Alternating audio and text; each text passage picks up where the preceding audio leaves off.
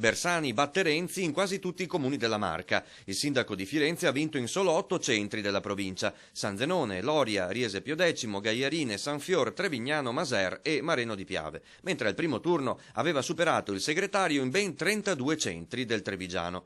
Alla fine sono state 10.217 le preferenze per Renzi contro le 15.452 per Bersani.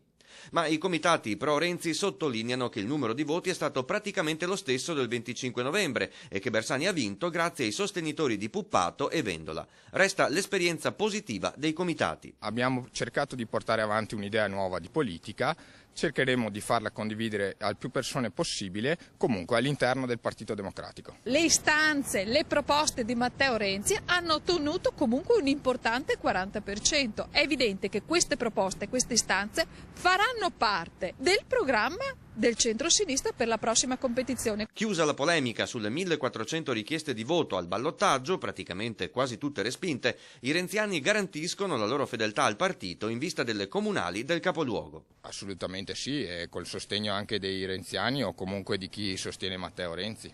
Il gruppo Treviso Svolta mette invece in cantiere un incontro generale per tenere i contatti con Matteo Renzi e il suo staff.